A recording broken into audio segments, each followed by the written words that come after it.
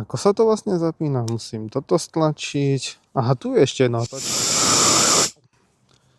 Ahojte, vítajte na mojom kanáli Fanatik a dnes tu mám zaujímavú malú vec, ktorá sa bude hodiť pri údržbe elektrobicyklov alebo elektrických kolobežiek. Je to Voltbox MF alebo VF100.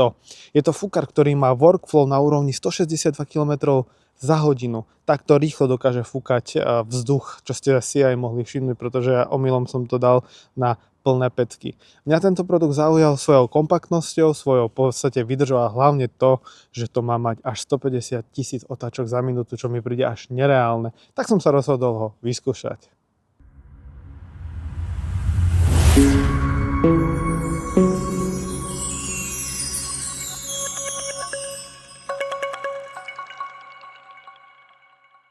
Ja som si dobrú ponuku na tento fúkar našiel priamo na ich stránke voltbox.com s automatickým relokovaním na európsky región. Roztočil som si tam zľavu 10% plus 20% tam bola akcia, čiže vyšla ma to 79 €. Počkal som si 2 týždne, cestoval to z Číny a nič viac, nič menej som neplatil. Odkaz na MF100 nájdeš v popise videa a rovnako tak aj dostupné miesta, kde to môžeš objednať. Poďme sa spolu pozrieť na to, čo všetko sa nachádza v krabici. V prvom rade nejaké to upozornenie a samozrejme návod. Ten je v angličtine a španielčine. No a tu je hlavný produkt, samotný fúkar. Je to pomerne veľké, myslím si, že aj veľmi dobré spracovanie to má. Zo spodu sú diery, asi pravdepodobne na uchytenie, šnúrky na zápestie. No a čo nadstavce? Okrem už nainštalovaného tu máme niekoľko nadstavcov na fúkanie, nafúkovačiek alebo matracov a potom takýto plochejší nadstavec asi pravdepodobne na fúkanie bordov z klávesníc počítačov a tak podobne. Potom USB-C na USB nabíjací kábel a ešte šnúrka na to spomínané zápestie. A aby som nezabudol, je tu veľmi dobré a kvalitné vrecuško, no a v ňom niečo je, dvojica kefiek. Jedna je drsnejšia a druhá je jemná. Dobre, a toto je komplet balenie.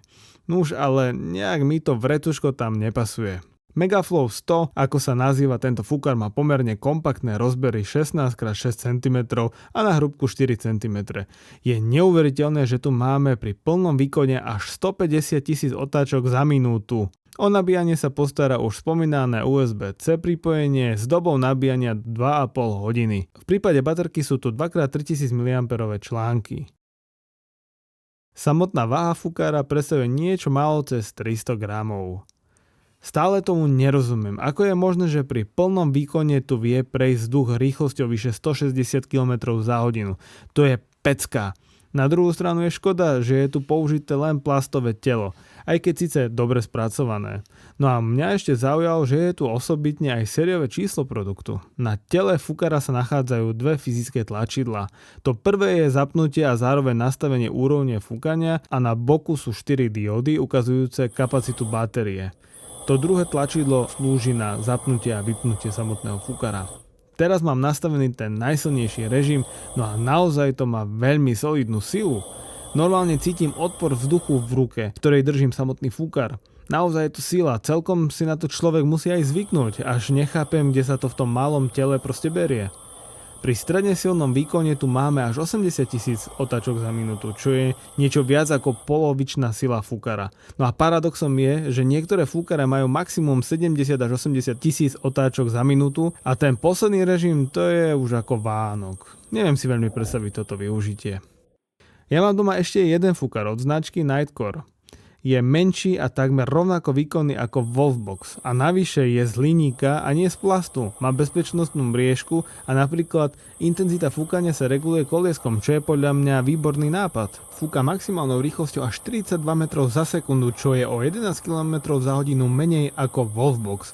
Stojí podstatne menej, ale na druhú stranu má obmedzené príslušenstvo, nakoľko je to výrobok ako doplnok pre fotografov a chýbajú mi tu určite lepšie nástavce na vyfúkovanie nečistôt.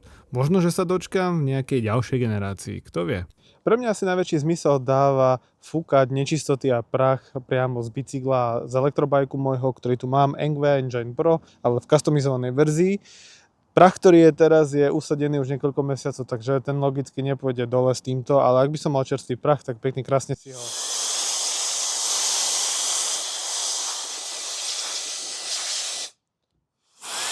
Ten workflow je naozaj silný. Veď pozrite sa aj na tie listy.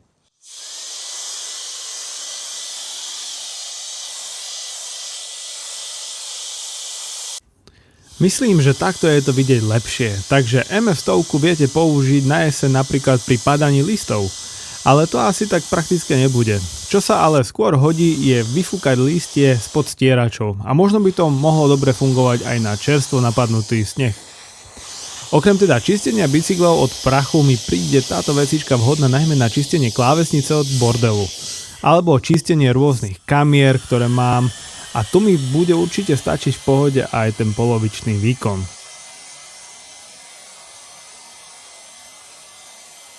Tu by sa mi hodilo možno, že také trošku lepšie dávkovanie výkonu, ako napríklad to má Nightcore CV20. To koliesko je výborná vec.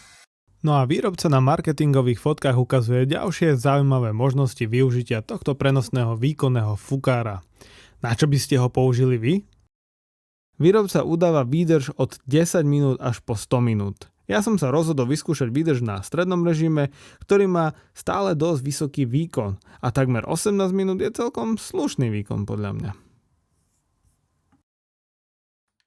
Určite treba počítať s tým, že to na plný výkon bude aj poriadne hučať. Na vzdialenosť približne 30 cm je to viac ako 90 decibelov, čo môže byť trochu nepríjemné pre uši. A ak to plánujete používať intenzívnejšie, určite si dajte slúchadlá. Toto je samozrejme taký môj pocitový test. Ak chcete vedieť, ako tento fúkar obstal vo väčšej konkurencii, rozhodne si pozrite video od Torque Test Channel, kde tento chlapík testoval asi 7-8 rôznych silných, slabších fúkarov a na základe jeho videa som si ja zadovážil tento fúkar od Wolfboxu.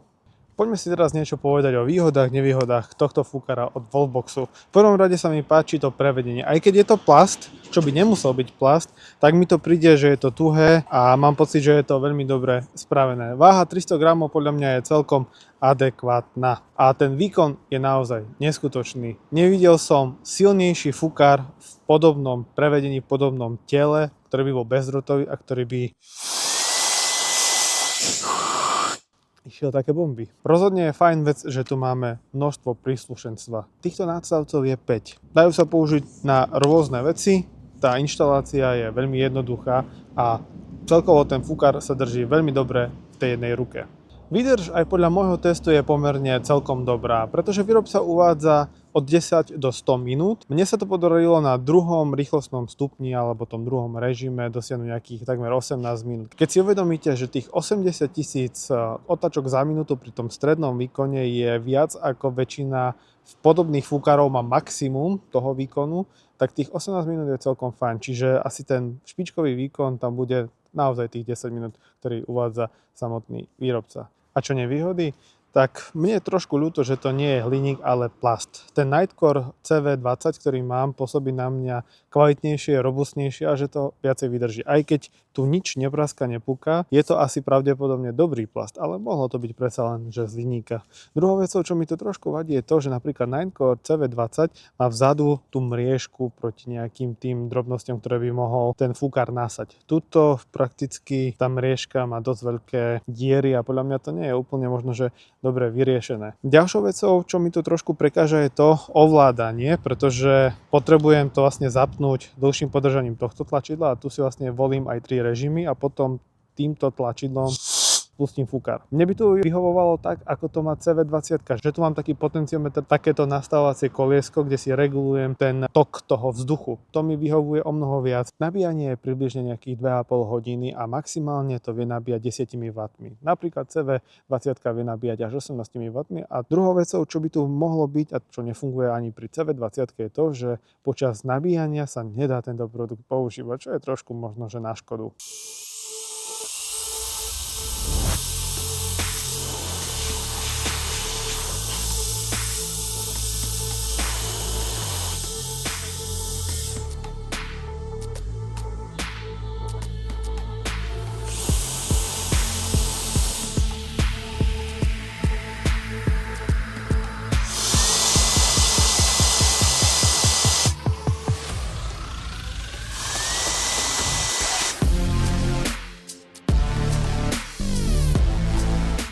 Nože to bolo všetko, čo som chcel povedať v svojej krátkej recenzii a pohľadu na tento malý prenosný fúkar, ktorý je neskutočne výkonný a neskutočne silný. Verím, že sa vám video páčilo a ak poznáte niečo lepšie a výkonnejšie v podobnom tele ako tieto dva fúkare napríklad, tak mi určite napíšte do komentára. Verím, že vás video bavilo a dúfam, že moju tvorbu podporíte odberom tohto YouTubeového kanála. Vidíme sa spolu pri ďalšej recenzii, pri ďalšom videu, nech to už bude čokoľvek. Majte sa krásne, čaute.